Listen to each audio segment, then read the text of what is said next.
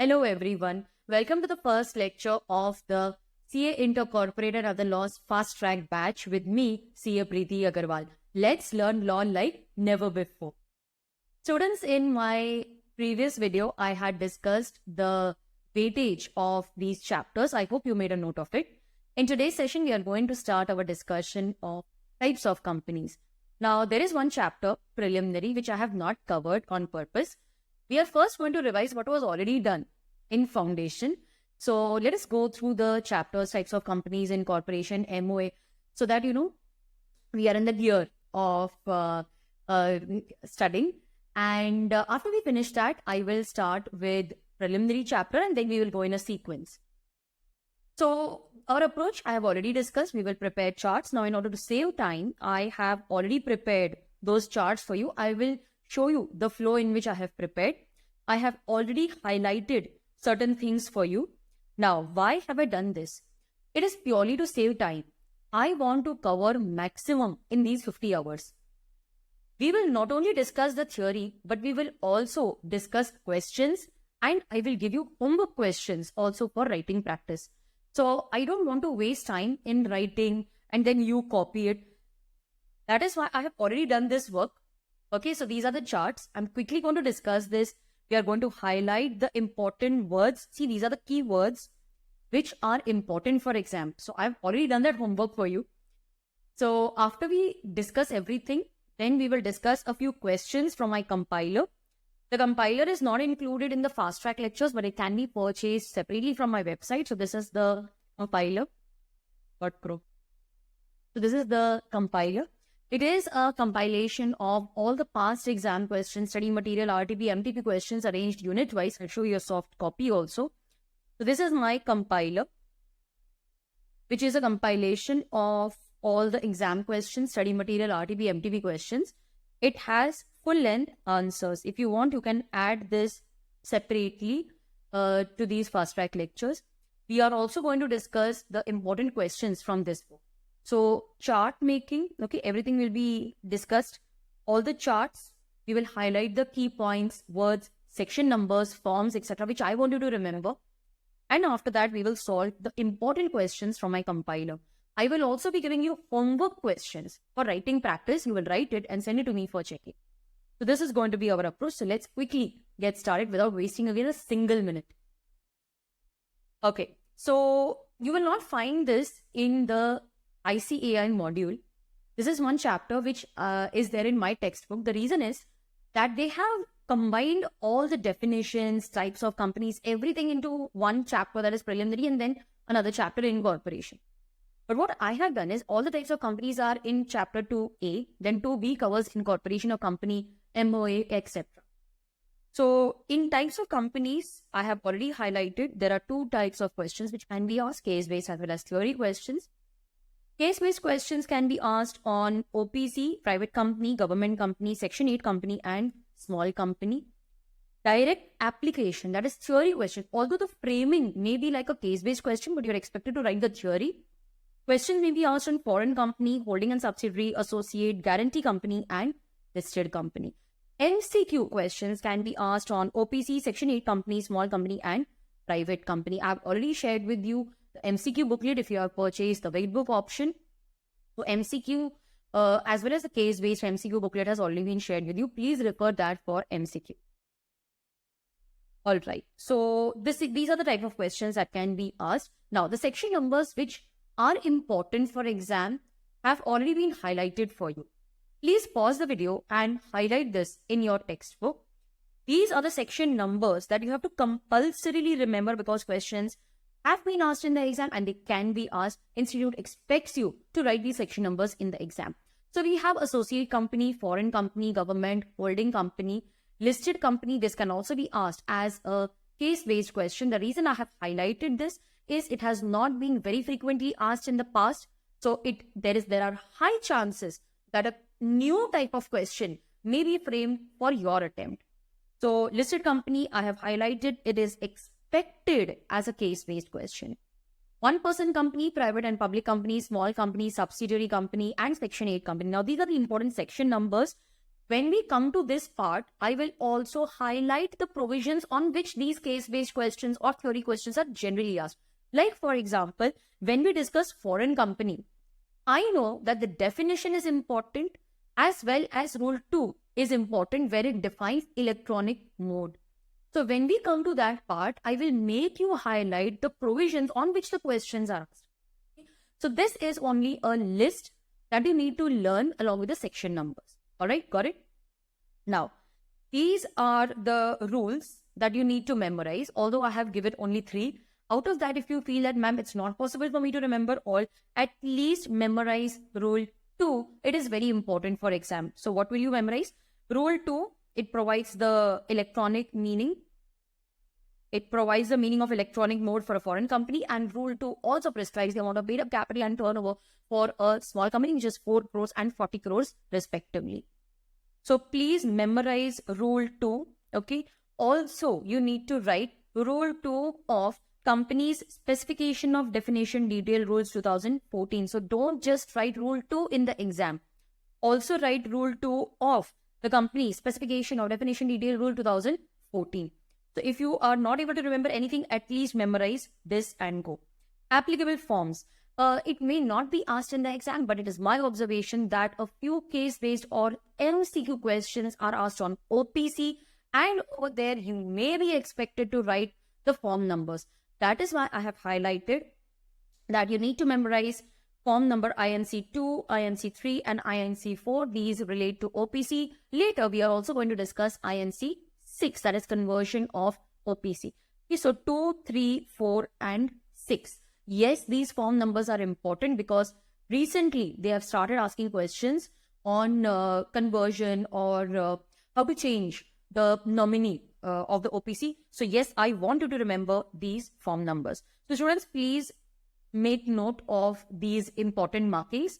Done already? Very good. So let us proceed now. The first concept that we are going to discuss is of a one-person company. In foundation, they would ask what is the classification on the types of companies on the basis of control, liability. But I don't think so at your level they are going to ask such basic questions. So let us jump directly to the concept of a one-person company. Now, this is a very important concept because it can be asked as theory, case-based, MCQ. We don't know what kind of question can be asked because it is important for all 3 types of questions. So what I have done is I have prepared a small note for you. Now, please pay a lot of attention. Don't just jump into writing this. First, understand what you're writing. Pause the video and then you write it in your notebook in the same flow that I have mentioned. All right. So first, listen to the explanation and then you can pause the video and write. I repeat, I have prepared such notes in order to save time. Whatever time is saved, I will utilize it for solving questions. I want to discuss maximum questions, MCQs, which I feel are important and cover everything in just 50 hours. Now, let us discuss the concept of a one-person company. Whenever I discuss this in the regular batch, we normally start with why a one-person company is incorporated. Why will someone not prefer doing business as a proprietor and instead incorporate a one-person company? What are the benefits of a one-person company? But that is only for our discussion. It is not going to be asked in the exam. At this stage, you are already aware of the concept of one-person company. Let us now discuss things which are really important for exam. Please pay attention. There's a flow. Okay, there is a proper flow. I want you to know that so that you will be able to convert this into an answer. Please note, students, just one sentence needs to be memorized. The next sentence can be framed on the basis of the previous sentence. I will teach you how to make the entire answer by writing and memorizing just one sentence.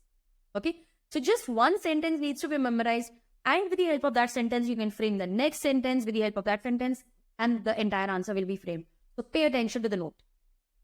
One-person company. One person. It means that there is only one person in that company. Minimum one, maximum also one. If we have only one member in the company, what if something happens to that member? Who will take decisions? Who will vote as a member? because there is maximum just one member, we need a nominee. So nominee is a person who shall, in the case of the subscriber's death or incapacity to contract, become the member. So at the time of incorporation itself, member will identify and appoint a nominee. Okay? So because maximum there's just one member, we need to make sure that there is perpetual succession maintained. Yes, it's a company. So how will you ensure that the company continues?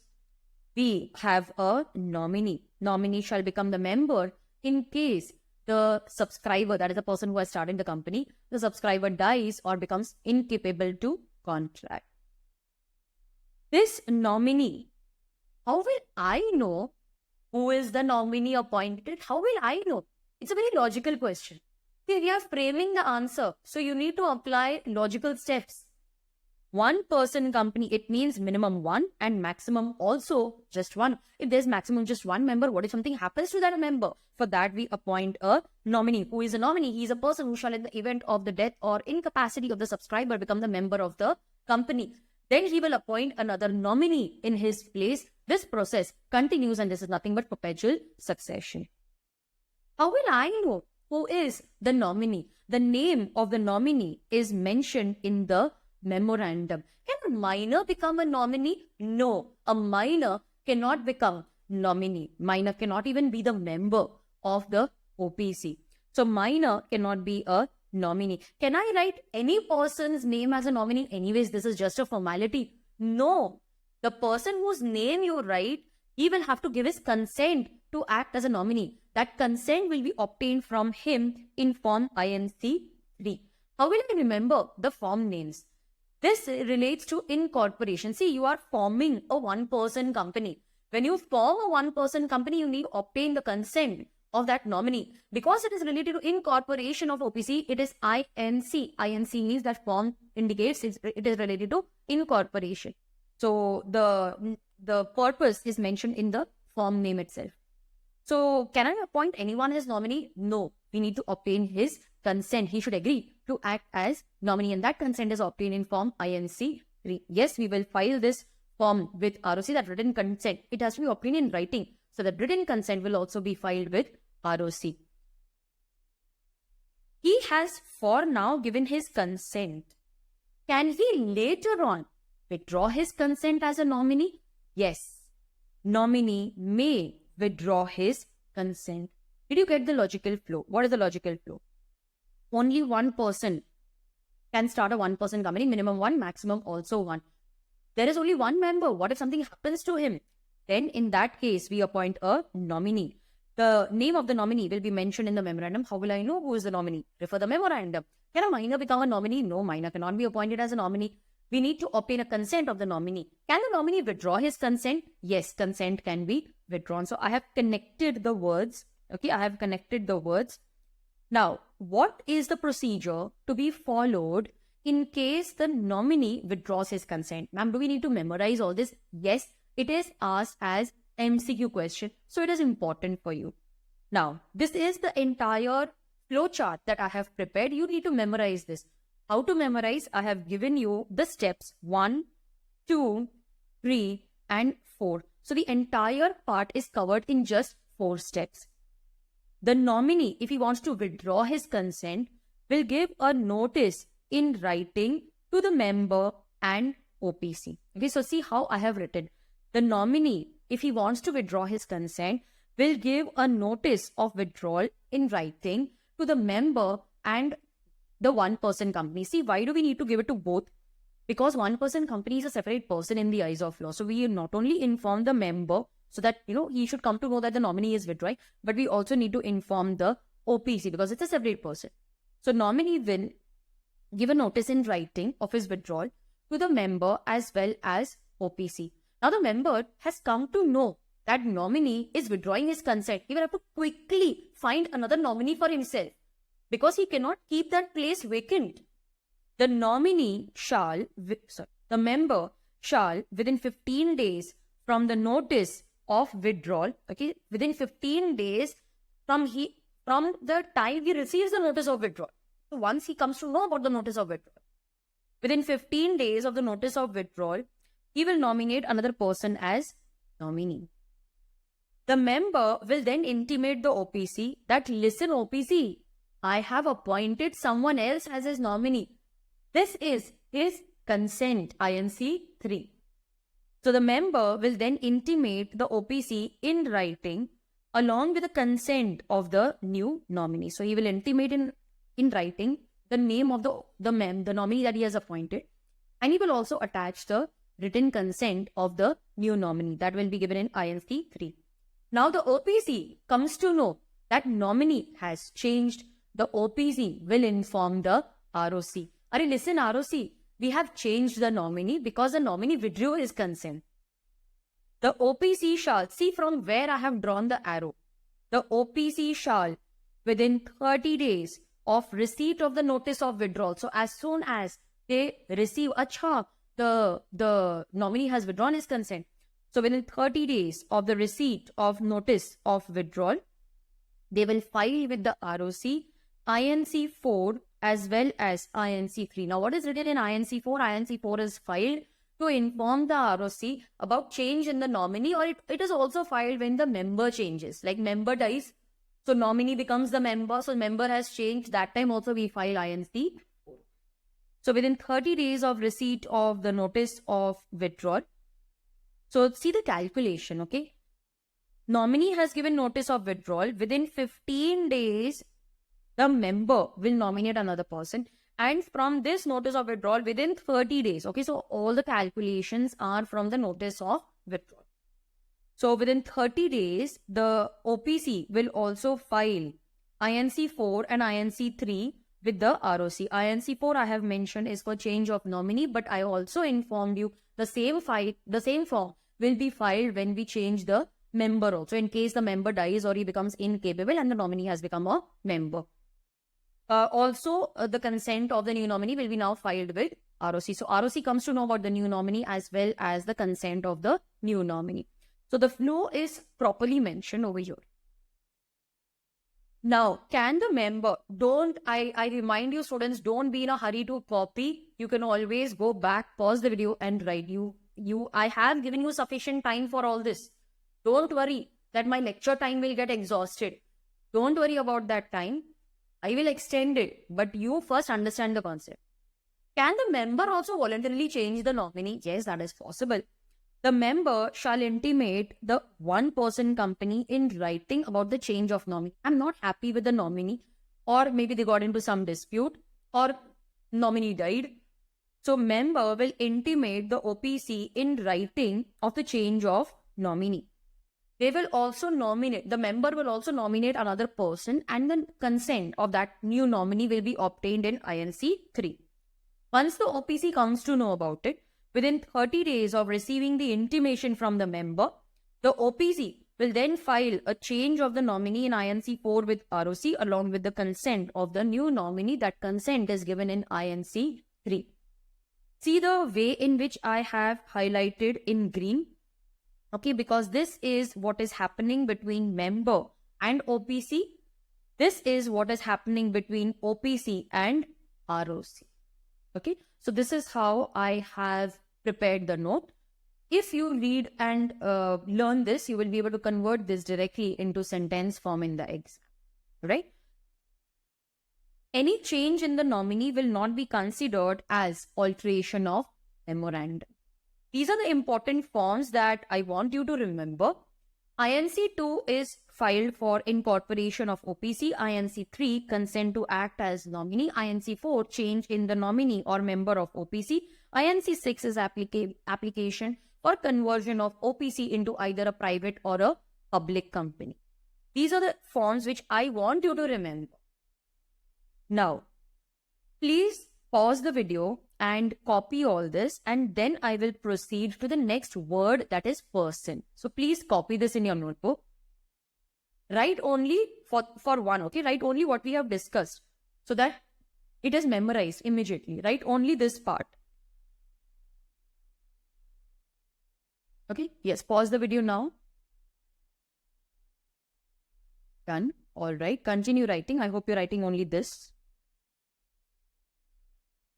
And then the note, what happens in case the nominee withdraws the consent, and what happens in case the member changes the nominee. Please also mention this. And the last one. All right. Now, let us go to the next word, that is person. Person includes artificial person as well as natural person. Artificial means it does not take birth like a natural person. Natural person means it takes birth. So this word person actually includes both natural as well as artificial. But as far as OPC is concerned, they have very specifically mentioned that this person is only a natural person. So only a natural person can form a one-person company. Okay. Now we are discussing the word person. Only a natural person who is a citizen of India, Indian citizen, whether resident in India or not. Many students get confused over here. Please note, students, even a non-resident Indian, it means that even if he is not in India, even for a single day, he can still become member as well as nominee of OPC. This is the eligibility. Only a natural person and a citizen of India, whether resident in India or not, can become member and nominee of OPC. So the eligibility criteria is same for member as well as nominee. Because they have mentioned the word resident, they need to define it. Means a person who stays in India for more than 120 days in the immediately, please note this, immediately preceding financial year. Immediately preceding financial year. Even a non-resident Indian can become a member as well as nominee of OPC. A person cannot be a member in two OPCs. He cannot be nominee in two OPCs. But can he be member in one, nominee in another? Yes. But what if the OPC, when he is a nominee, the member dies, then that nominee becomes a member. He's already a member in another OPC. So he cannot be a member in two OPCs. Are you getting me? I said a person can be a member in one OPC, nominee in another OPC. But what if the OPC where he is a nominee, the member dies? Now he has become a member. He cannot be a member in two OPCs. So he has to decide the OPC in which he wants to continue, and that decision must be taken within 180 days. So this is everything related to person. Please pause the video and write this. Done. Okay. Let us now discuss the points relating to company. Right. The one-person company cannot be either incorporated or converted into a Section 8 company. Section 8 company is a non-profit organization.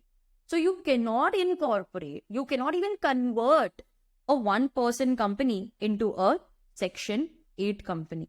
But can I convert a one-person company into either a private or a public company? Yes, that is possible. One-person company cannot carry out non-banking financial investment activities. You cannot even purchase the shares of another body corporate. So it means that if I am a one-person company, I cannot purchase shares in my name. But can the member purchase shares of another company in his name? Yes, that is possible.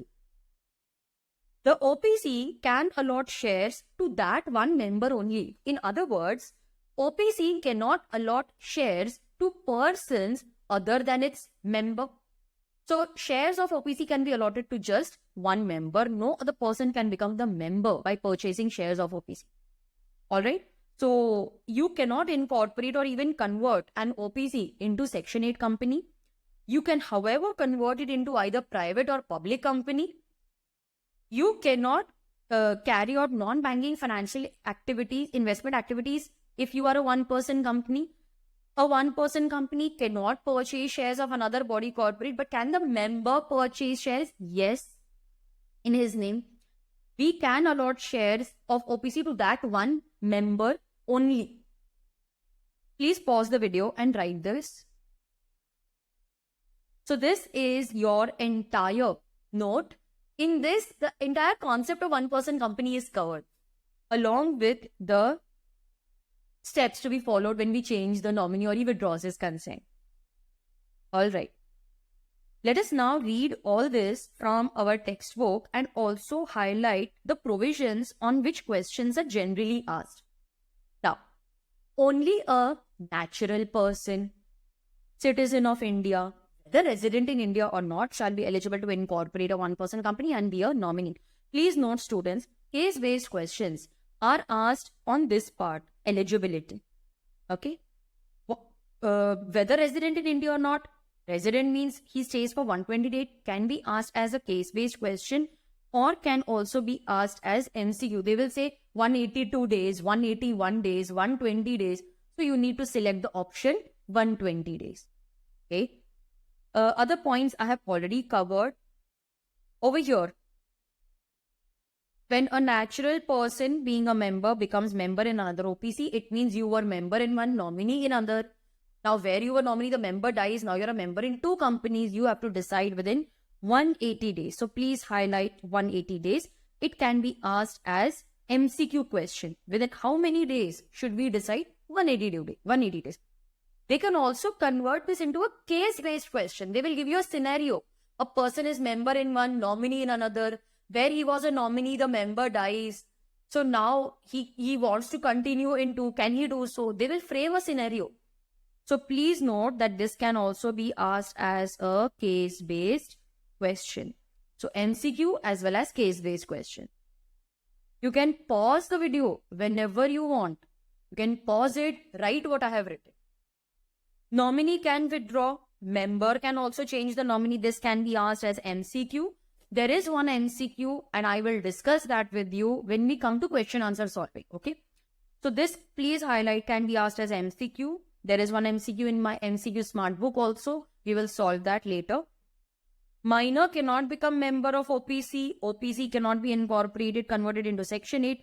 All this can be asked as MCQ. This particular point can be asked as case-based question. OPC cannot be converted or incorporated as a Section 8 company, but it can be asked as MCQ also, MCQ plus case-based. It cannot carry out non-banking financial investment activities. The name will mention the word private because it is a special kind of private company. Okay. So this is important for MCQ and this one is important for case-based. Okay. Sorry, this bullet point is important for case-based also. So did you highlight the important things? Yes? Okay. Now let us move ahead. These are the relaxations to a one-person company. May be asked as a theory question. It has never been asked, but can be asked. Other relaxations available. It can also be asked in combination with some case-based question.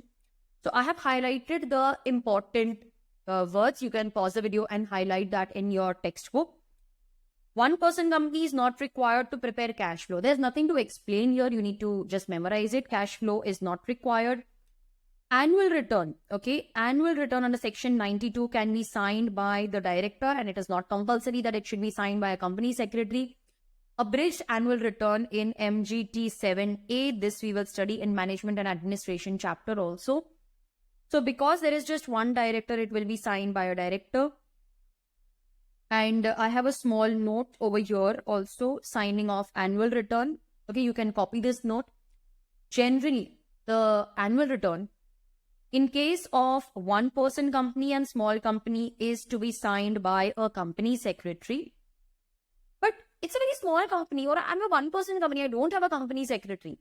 It can be signed by a director. Okay, annual return should be signed by a company secretary. And if you don't have a company secretary, then by director. But in case of other companies, if you have a company secretary, a whole-time company secretary, then one director and company secretary will sign. If you don't have a company secretary, then director and company secretary in practice will sign. So can I say, in case of other companies, CS has to sign whether whole-time or in practice. But relaxation is given to a one-person company. If you don't have a company secretary, then it is sufficient if the annual return is signed by director only. Annual return can now be prepared in the abridged form in Form 7A. So that is one amendment which was made a few attempts back. So annual return can be signed by a director, not necessarily a company secretary. Even abridged annual return may be prescribed. Only one director signs the audited financial statements. Abridged form of director report may be prescribed. Annual general meeting is not necessary because there is just one person. What will he discuss with himself? And there are other relaxations which are given for extraordinary meeting also and other general meetings. Only one board meeting may be held in each half of the calendar year. Generally, it is 4 meetings, one in every quarter, but here only 2. The gap, however, between the 2 board meetings should be of at least 90 days. Because if I hold the meeting, now this is calendar year, okay, please highlight this also. Calendar year. It means Jan to December. Now, one half will be Jan to September and other will be October. Jan to June and other will be July to December. Now, I held one meeting on 1st of June and the other on 1st of July. I just met 1 month back. Okay. So, then what is there to discuss? No? That is why we say that it's not just a formality. The gap should be of at least 90 days. So, you cannot hold the next board meeting on 1st of July. At least 90 days gap between the previous board meeting and the next meeting. So, just 2 meetings, one in each calendar year. But the gap between these 2 meetings should be of at least 90 days. The OPC are allowed to file the financial statements within 6 months from the close instead of the 30 days. So these are relaxations which are available to a one-person company. I have highlighted the keywords can be asked as a theory question. Done. Okay. Next, we have a private company. So that was all about one-person company. Now let us discuss the concept of a private company. What kind of questions can be expected on private company? It is something which is very simple. Now, generally they ask question on the maximum number. Okay. Generally case-based questions are asked on this part, but you need to know the 3 restrictions also because you need to mention the restrictions in the theory part of that answer. Okay. So, not just this, but you also need to memorize what are the restrictions. So, private company, there is no minimum paid up capital prescribed. There are 3 restrictions in the articles. It restricts the right to transfer shares. The maximum number is restricted to 200 and it prohibits invitation to the public. It means a private company cannot offer its securities to the public for subscription. It can go for private placement. There is a restriction on the right to transfer shares. So what is the keyword over here? We cannot transfer shares to anyone. It can be transferred only to a choice of circle of friends and relatives because the word relative is mentioned over here. We need to define it. So the relative is defined under section 2, clause 77 of the Act. They are members of HUF, husband, wife, and anyone related to the other in a manner prescribed. Where is it prescribed? It is prescribed in Rule 4 of the Company Specification of Definition Detail Rules 2014. Ma'am, do we need to learn all this? Although it is not asked in the exam, but yes, you are expected to be aware of it. So it is to be restricted to only people whom I know. It's a close-knit, generally family-owned companies. So these are the relatives. Yes, now very important for case-based questions. There is another restriction on the maximum number of members. See, minimum we need 2 members to incorporate a private company. Maximum we can have only 200 members. Members maximum 200. Who is not included while calculating this limit of 200? We will not include the current as well as ex-employees. Current employees who are holding the shares, they are not included. Ex-employees, the ones who have left the employment, but they continue to retain the shares of the company. So they are continuing as shareholder, but they have left the company as employee. Now, why are they not included? Because I want that the companies that want, not I, the companies that wants that we should allot shares to employees so that they feel associated with the company. Now, imagine tomorrow you clear your CA exam and you are employed in Infosys. They give you 5 shares of Infosys. Suddenly you start feeling a part of that company. You work hard for the company. You want to increase the profitability of the company because the profit increases, share price increases. The shares which are with you, that price will also increase. So the employees feel associated. They feel motivated. That is why we encourage. I give them, but I have 400 employees. if I include them in the number 200, then I will not be able to give any shares to outsiders. So in order to encourage the company to give more and more shares to employees, and don't worry, we will not include them in the limit of 200. So current as well as ex-employees, they're not included. Joint holders, they are considered as just one. Now, let's say, for example, that the members in my company are 199. Mr. and Mrs. Iyer, they purchased the shares jointly. 199 plus Mr. Iyer plus Mrs. Iyer. No. Mr. and Mrs. Iyer, they have purchased the shares jointly. They will be counted as just one. 199 plus 1, I have 200 members. No reduction is required. This is one important note that I have mentioned. These steps have to be followed in the given sequence only. First, you were an employee. Then we allotted shares to you and you became a member. Only when this sequence is followed, you will not be considered in that limit of 200. And I was already a member. Then I became an employee. No. Then I will include you in the number of maximum members 200.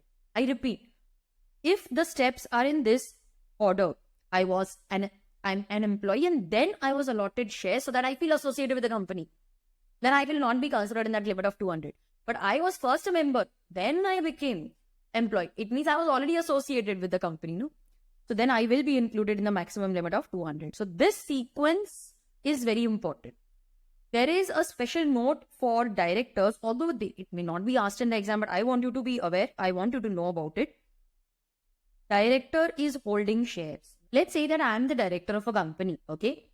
I am holding shares of the company. Okay? As a director, I am holding shares. But I am also the employee of the company. Now, I am a director. I am holding shares. But I am also the whole-time company secretary. Then because I am an employee, I will not be included while calculating that number of 200 members. But I am a director who is holding shares. I am not an employee. I am simply a director holding shares. I will be included in the number 200. And we didn't understand.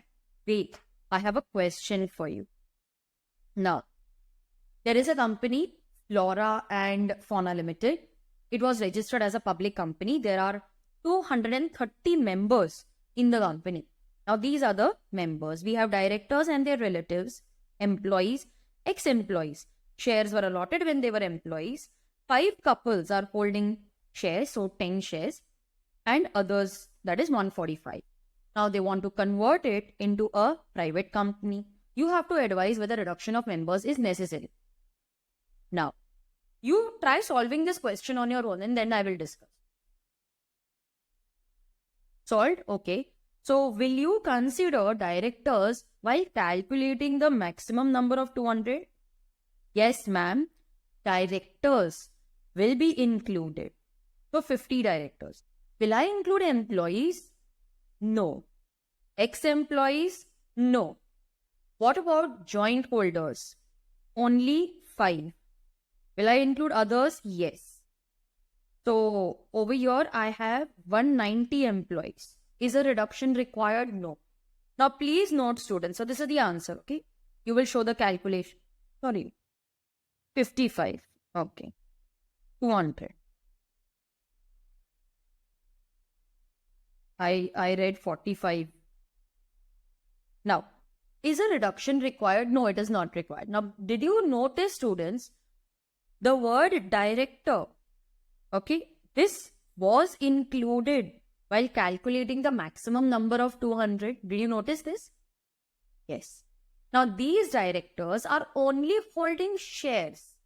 They are not employees. So, they will be considered while calculating the maximum number of 200. But what if I say that there were 5 directors who were also the employee? Now, because they are employee, we will exclude them.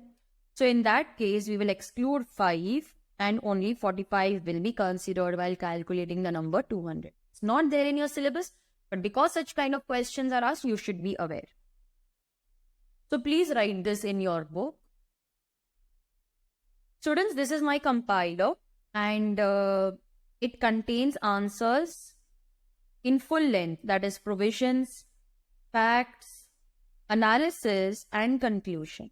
If this question is asked in the exam, you will first explain everything about a private company. So what is a private company? We will write the definition and also the exclusions, yes? The restrictions. Then we will explain who should be included in that 200, who should not be included. In my previous video, I have already discussed the answer writing format, so I'm not discussing it again. In facts of the case, we will just explain the facts. No numbers are to be mentioned.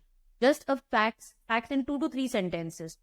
So here, it is a public company with 230 members. The board proposes to convert it into a private company. That's it. No need to write numbers. Then show the calculation, and in conclusion, we will write that because it is not exceeding 200, no need for reduction. So conclusion in just one sentence over here. Okay. So this is how you will frame the entire answer. Compiler is not included in the fast track lectures. It is a part of my regular lectures, but you can add it separately. It is available on my website. Okay. So that was a private company. We have covered everything. Did you highlight, did you write this? You can pause the video and write it.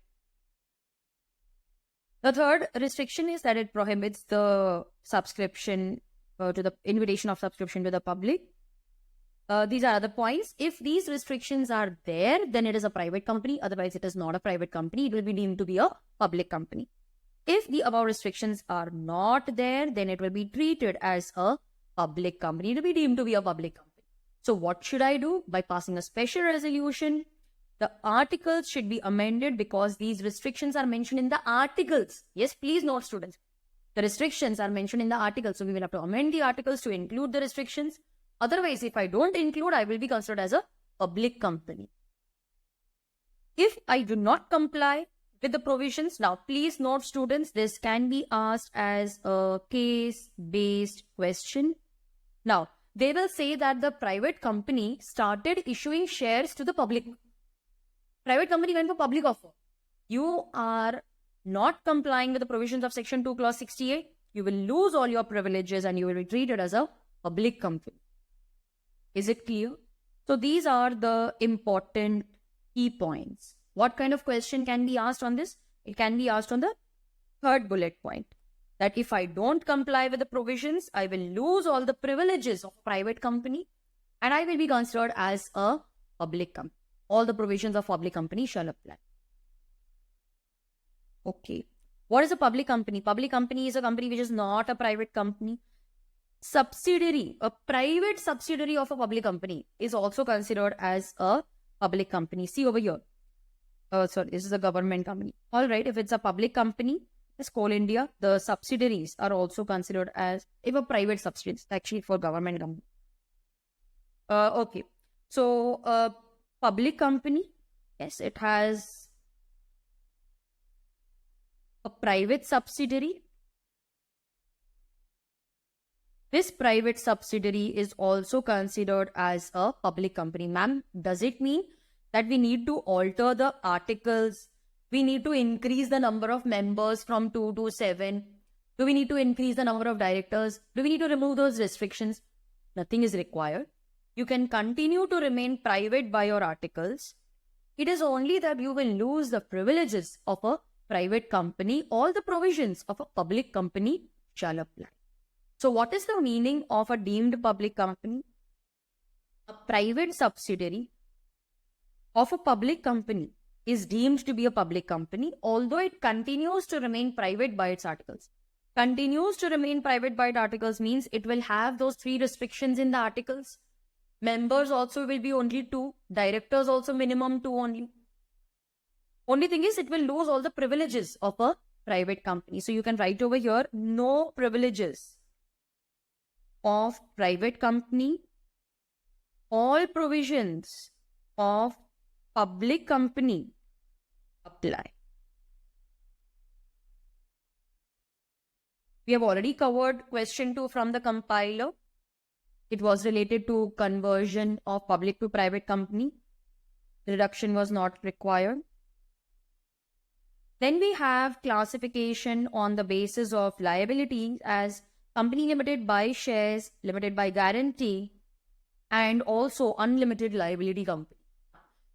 Company limited by shares, it means the liability is limited to the face value. If your face value is 10, you will pay only 10 rupees. If you have already paid 6, your liability now is only 4 rupees. Company limited by guarantee, the